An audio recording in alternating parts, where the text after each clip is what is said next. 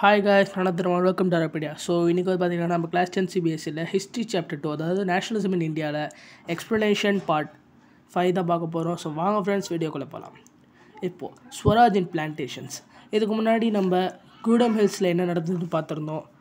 So அதுக்கு முன்னாடியே வந்து அவாதில் என்ன நடந்ததுன்னு பார்த்துருந்தோம். இது எல்லாமே ரெபலியன் இன் கண்ட்ரி சைடில். இப்போ தேர்டாக ஸ்வராஜ் இன் பிளான்டேஷன்ஸ். ஸோ பிளான்டேஷன்னா என்னன்னு நமக்கு தெரிஞ்சிருக்கும்.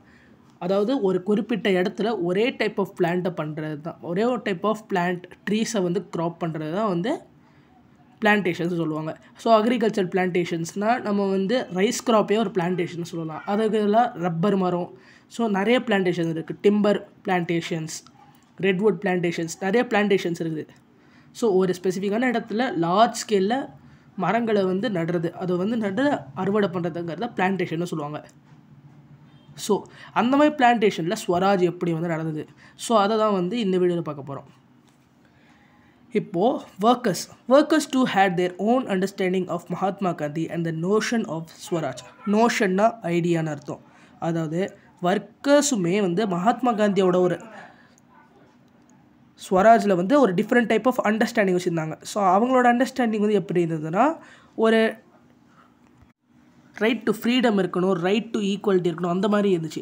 ஏன் வந்து பார்த்தீங்கன்னா பிளான்டேஷன் ஒர்க்கர்ஸ் வந்து அதிகமாக அஸ்ஸாமில் தான் இருந்தாங்க. For plantation workers in Assam freedom meant the right to move freely in and out of the confined space in which they were enclosed and it meant retaining a link with village from which they had come. So இவங்களோட கஷ்டம் என்னென்னா, அவங்க வெளியில் சாதாரண மக்கள் மாதிரி நடமாடணும், நாங்கள் இந்த இடத்துலேயே அடப்பட்டு ஒரு இடத்துக்குள்ளேயே இருக்க மாட்டோம்னு வந்து அவங்க போராடுறாங்க.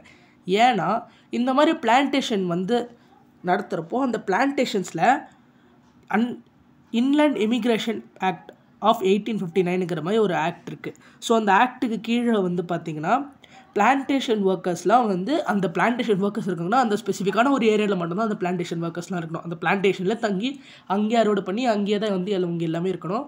அவங்களோட சொந்த ஊருக்கோ வெளியேயோ போகக்கூடாது. இப்போ ரொம்ப எமர்ஜென்சினா மட்டும்தான் ஏதாவது ஒரு பர்மிஷன் கிடைக்கும், அதுவுமே வந்து ரொம்ப நேரத்துக்குலாம் கிடையாது. ஸோ அந்த மாதிரி தான் வந்து அந்த இடத்துல இருந்திருக்கு. அதனால் இவங்களுக்கு என்னென்னா, அந்த என்க்ளோஸ்ட் ஏரியாக்குள்ளே இருக்கக்கூடாது, நாங்கள் எங்கேருந்து வந்தோமோ அந்த வில்லேஜஸ்க்கெலாம் நாங்கள் போகணும் அப்படிங்கிற மாதிரி வந்து இருக்காங்க. ஆனால் இந்த இன்லேண்ட் இமிக்ரேஷன் ஆக்ட் ஆஃப் 1859 படி பிளான்டேஷன் ஒர்க்கர்ஸை வந்து அந்த டீ கார்டன்ஸை விட்டு வெளியே போகிறதுக்கு அவங்களுக்கு பெர்மிஷன் கிடையாது. And in fact they rarely given such permission. So எப்போயாவது ஒரு முறை ரொம்ப எமர்ஜென்சினா மட்டும் தான் கொடுக்குறாங்க. When the head of the non-cooperation movement, thousands of workers defied the authorities. So இந்த நான்-கோஆப்ரேஷன் மூமெண்ட்டை வந்து அவங்க கேட்டதுமே பல ஆயிரம் ஒர்க்கர்ஸ் வந்து அங்கே இருந்த அத்தாரிட்டிஸ், அதாவது அங்கே இருந்த பிரிட்டிஷ் அஃபீஷியல்ஸையோ இந்தியன் அஃபீஷியல்ஸையோ தடுத்துட்டு நாங்கள் போவோம், நீங்கள் என்ன பண்ணுவீங்கிற மாதிரி வந்து கிளம்பி போயிருக்காங்க. ஸோ அப்புறம் வந்து பிளான்டேஷனை வந்து விட்டுட்டு வீட்டுக்கு திரும்ப போயிருக்காங்க. அவங்க என்ன நினச்சிருக்காங்கன்னா, they believed that Gandhiraj was coming and everyone would be given land in their own villages. So அவங்க என்ன நினைக்கிறாங்கன்னா, காந்திராஜ் வந்து வராரு, அவர் என்ன பண்ணுவார்னா எல்லாருக்கும் அவங்கவுங்களோட வில்லேஜ்லேயே அவங்களுக்கு லேண்டு பிரித்து கொடுப்பாரு அப்படிங்கிற மாதிரி வந்து ஒரு கற்பனையோடு அவங்க போகிறாங்க. they however never reached their destination. So ஆனால் அவங்க எப்படியோ வந்து பார்த்திங்கன்னா அவங்க எங்கே போகணும்னு நினச்சாங்களோ அவங்களால போக முடியல. ஏன்னா standard on the way by railway and steamer strike, they got by the police and brutally beaten up.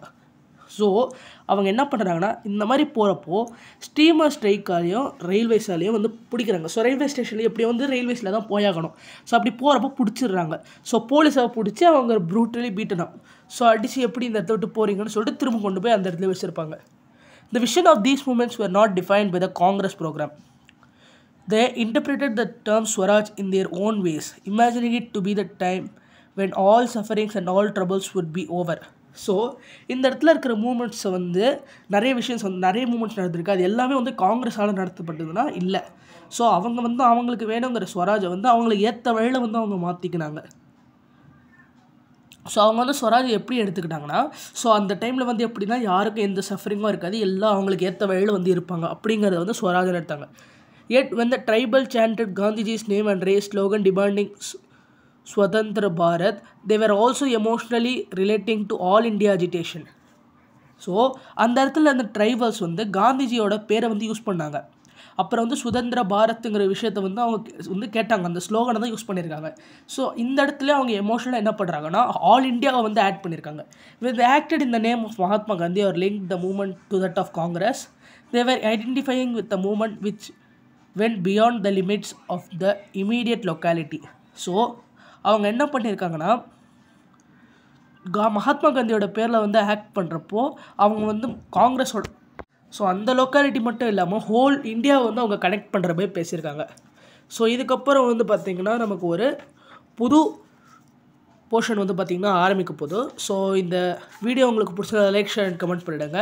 So இதுக்கப்புறம் வந்து பார்த்திங்கன்னா தேர்டு பார்ட்டும் அப்புறம் வந்து பார்த்திங்கன்னா ஃபோர்த்து பார்ட்டும் தான் இருக்கும். அதாவது டுவர்ட் த சிவில் டிசோபீடியன்ஸ் அந்த தேர்ட் யூனிட்டும், அப்புறம் ஃபோர்த் வந்து த சென்ஸ் ஆஃப் கலெக்டிவ் ஐடென்டிட்டின்னு நினைக்கிறேன். So the sense of collective belonging. So இந்த 2 யூனிட் மட்டும் தான் இருக்குது. ஸோ 2 ஈஸியான யூனிட்ஸ் தான். ஸோ அதுக்கப்புறம் வந்து நம்ம இந்த சாப்டர் கம்ப்ளீட் பண்ணிவிடுவோம். இந்த வீடியோ உங்களுக்கு பிடிச்ச லைக் ஷேர் கமெண்ட் பண்ணுங்கள். மறக்காமல் நம்ம சேனலை சப்ஸ்கிரைப் பண்ணுங்கள். ஸோ தேங்க்யூ ஃப்ரெண்ட்ஸ், பாய்.